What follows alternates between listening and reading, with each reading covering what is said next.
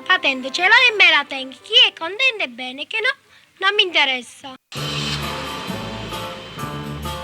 Sono Giulia Solomita, nata in provincia di Potenza nel 1936. Mio marito ha un'azienda di pullman e ha bisogno di nuovi autisti e io, a 25 anni, già guido l'autobus meglio di tanti uomini.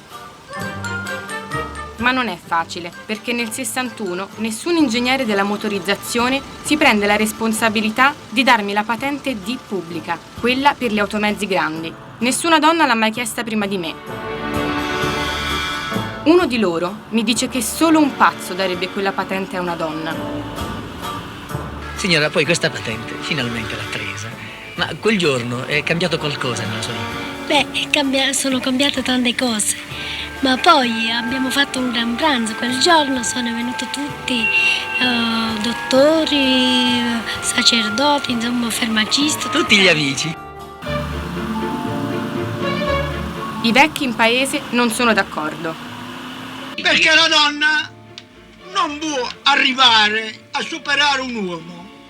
Ma una giovane, intervistata dalla televisione, mi rende ancora più forte. Mi sento più sicura quando sono su un pullman che guido una donna. Vedo un certo che più di prudenza. No? Prudente lo sono sempre, ma soprattutto sono molto puntuale. E i passeggeri amano questo di me. I ragazzi che porto ogni mattina a scuola e chi va a lavorare deve timbrare il cartellino in orario. Mai avuto un incidente, neanche una foratura. E guidare qui in Basilicata non è facile. C'è la neve, c'è il ghiaccio, le strade sono strette e l'autobus è largo. Ma una donna al volante di un pullman è come un uomo al volante di un pullman. Mi chiamo Laura De Luca, ho 23 anni e sono io che vi ho appena raccontato la storia di questa prima donna. Io studio per fare l'educatrice, perché credo che l'educazione sia l'arma più potente per cambiare il mondo. Per questo ho scelto di farvi conoscere chi, con il suo contributo, ha dimostrato che davvero è possibile cambiarlo. La prima donna autista di autobus, Giulia Solomita.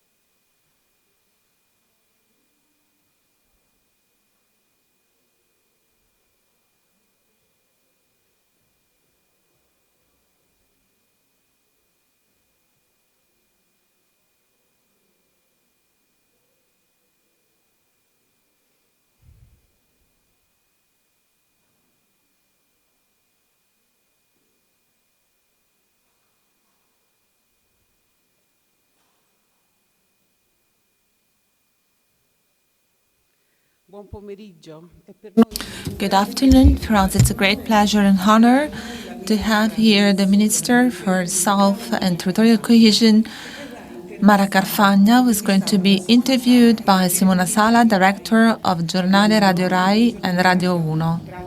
Thank you.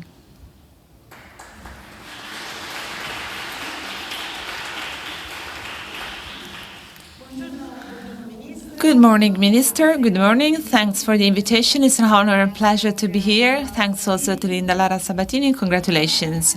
Mara Carfagna is Minister for Southern Italy and Territorial Cohesion of Italy. So all the topics we are discussing at the international level in these days, the topic of women, loss of jobs, the first to lose their jobs in this period of the pandemic, the issue of empowerment, the lack of social infrastructures starting from nurseries, the wage gap. These are all topics that if we go to the south of the world, but also in the southern Italy, these issues amplify, multiply the problems. The gap is exponentially growing. So we said and reiterated that with this new plan, we are going to make a turning point also in these regards. But in the south, shall they believe in this time? Because promises were many, women and men in the south, because infrastructures are needed also to men and social structures. Shall they believe in this time, and why? Well, we are not asking to believe in us by trusting us. There are figures, financings, investments. There's a schedule, program, reforms, and there has been the definite approval by the European Commission to the National Recovery and Resilience Plan in Italy. This has been stated by Mario Draghi perfectly well. It's a reason for great pride for our country and a sign of an evident change compared to the past. Of course, this is not enough. In short, there will be also a law that shall establish the number of nurseries that have to be open. You refer to social infrastructure, and I think that the lack or the shortage of social infrastructure is the main source of inequalities between men and women. For women, this means difficulties or even the impossibility to work, to find a job, and to search for a job. It means less continuous careers, lower wages, and lower pensions. And as I said, these problems in the South are highly concentrated, and it's evident as a sign of this citizenship gap to which I always refer. And I compare it sort of original sin that is paid with this lower access to fundamental services. That would be a law to set the number of nurseries that have to be guaranteed on the national level, regardless of the place of residence and of birth. That's the famous essential minimal levels of assistance for nurseries that have never been implemented for 20 years, and this shortage has fueled inequalities on the territories, because in order to distribute funds for the nurseries, the historical expenditure principle was used, what was spent up to in the past and not the actual need. Let's go to the funds. There are those who say this should be 40% of the funds coming from Europe allocated for the South, and there are those who think that this number is not real or not very well calculated. Do you confirm that that's the share for the South of Italy, and especially that the South of Italy can spend these funds, because we know that there is an incapability of spending. So if there are precise projects, then we have to guarantee to Europe that these projects are actually finalized. Well, two things. The quota, it's 40%. It's not an invention or an abstraction or a vain promise of the government. That's the result of a calculation that's very precise that the government has made. And just by digression, 8 weeks. This criticism, if it came before that, would be half of the work already done. Anyway, it's a calculation that has been submitted to the Parliament, that was validated by the European Commission, that deemed it so viable and reliable to insert this calculation in the opinion, in the report that was attached to the approval of the National Plan of Resilience and Recovery. So I think that caring for the others is important, but there are those who do not want to admit that this government is actually recovering the time lost, and to submit to the European Commission a national plan that is grounded and credible. And those who think that the government is not committed, it's not true. This 40% is there, has been validated by the European Commission. In order to make it actionable, we have already worked at a law that is going to be, in short, submitted. And of course, the resilience plan is not a law. We also need implementation and enforcement norms. So this law is going to be inserted as soon as possible to align the different departments involved to monitor and guarantee the enforcement of this 40% share for the nurseries. And this law is going to establish by law the share of at least 40% that shall be guaranteed in public tenders. So I think that those who think that this is not true, of course, this is going to be absolutely denied. It is true, and this money has to be spent by 26. Otherwise, this is not going to be financed any longer. So we have introduced also the so-called replacement powers if these funds are not totally spent. Of course, this was a bold decision, but it was necessary, and I've extended these powers for the expenditure also of the European structural funds. We have some delays to recover, so we are strengthening our actions. There's a great opportunity of the Recovery Resilience Plan, but also other financing lines that will have more than dozens of billions of euros to be adequately and suitably spent in the south. So through these provisions, I have attached lots of power to the unit of territorial cohesion. You have been also the Minister for Equal Opportunities. You signed a very important law against stalking in Italy. You fought against combined marriages, and you have supported legislation in favor of orphans of feminicides. But we have to dramatically state that the drama of feminicide is spread in the world, and in Italy it witnessed an explosion during the pandemic. So what can we do? Because that's really a global scale problem. It's a cultural, deep problem. Well, there is a problem of enforcement of laws and also a cultural problem. Italy is supported by the good legislation. I've seen that also when I was a Minister for Equal Opportunities. Of course, we talked a lot also with other European delegates. Italy, thanks to an army of very courageous women, was capable to conquer also outside of the parliament and the civil society, lots of important steps forward in terms of the laws against violence.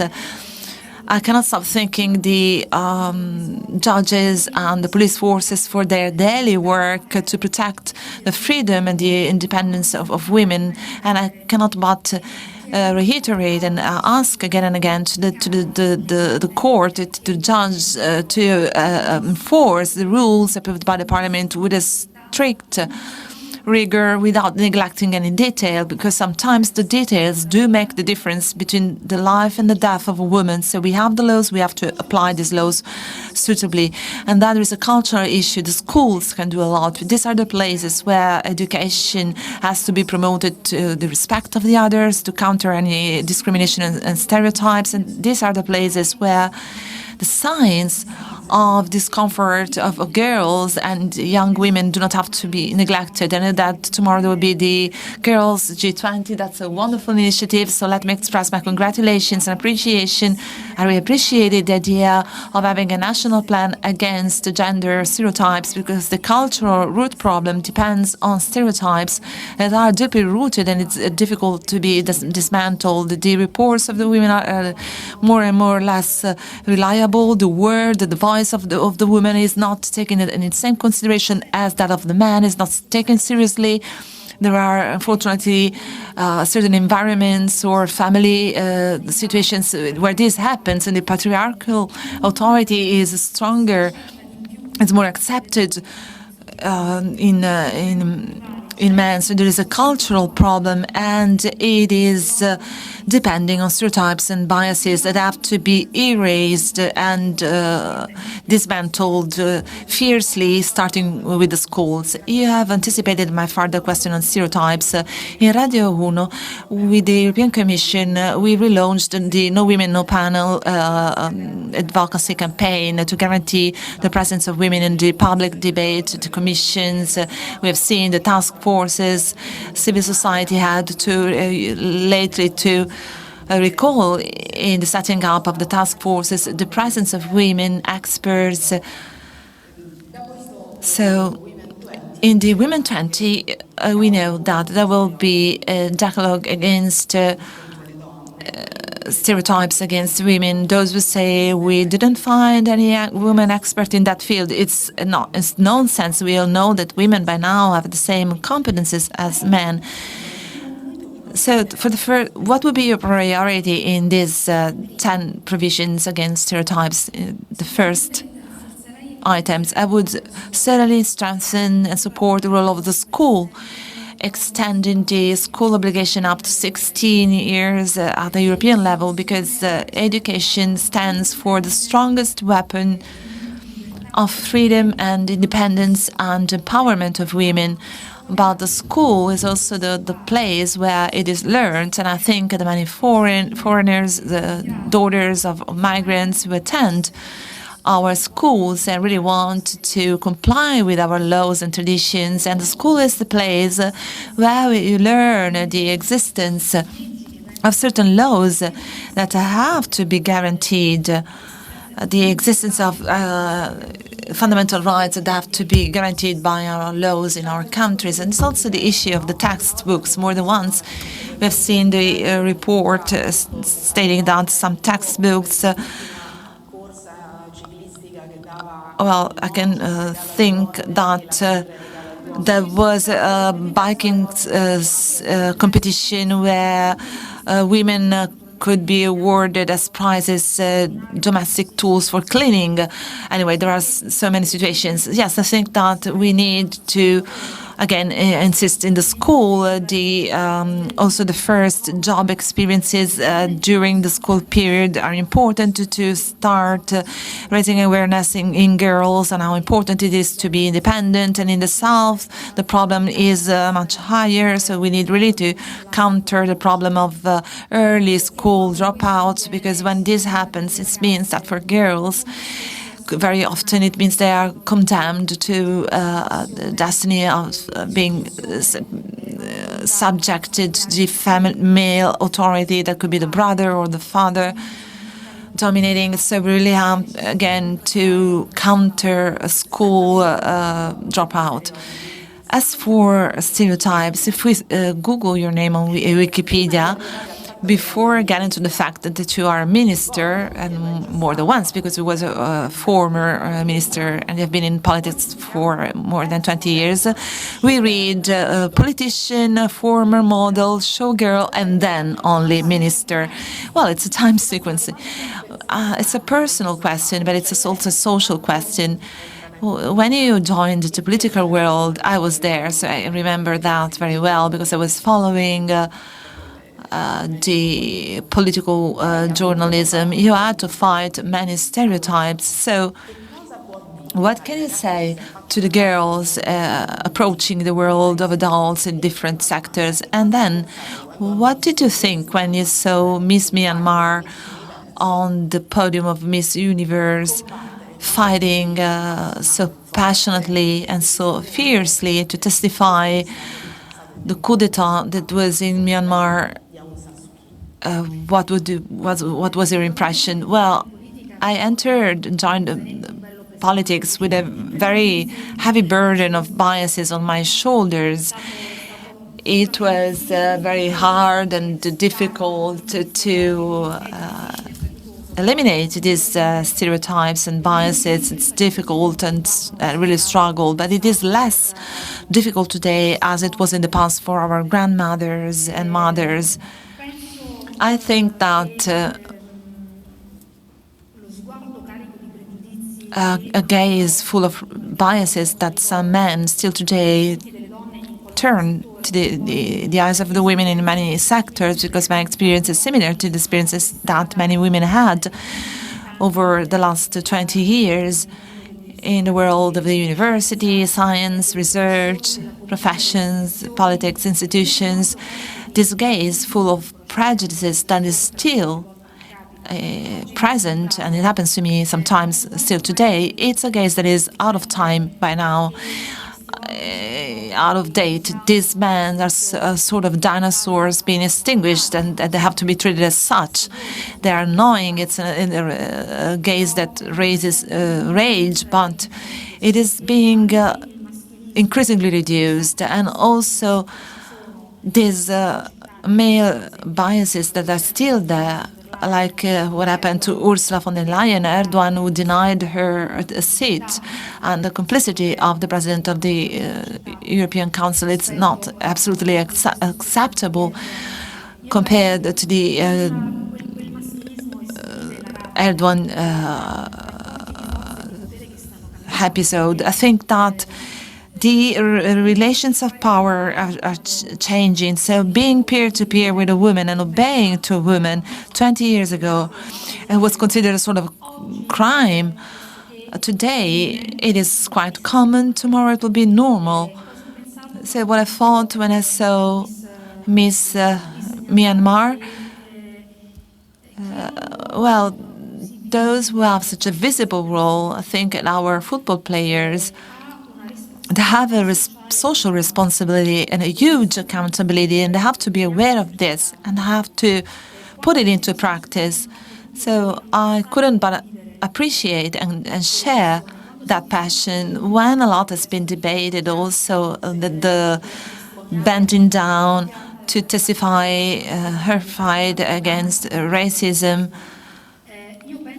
on her knees. So I think that football players and singers, influencers, those who have this public role have a huge social responsibility. So they have to be aware of the capability of representing a model, especially for the youngest generation. So for football players, I wouldn't leave the choice to the young players playing on the field who were made us so proud and gave us these moments of extraordinary joy and happiness. So we, of course, have to express our gratitude to them. But maybe these decisions have to be taken by the top levels, the top summits of the sports society. Maybe they didn't want to bend them down on their knees, but any gesture to testify against racism, seeing what has happened in the world, also in the U.S., was highly appreciated. So these gestures have to be appreciated, are never trivial. They bear a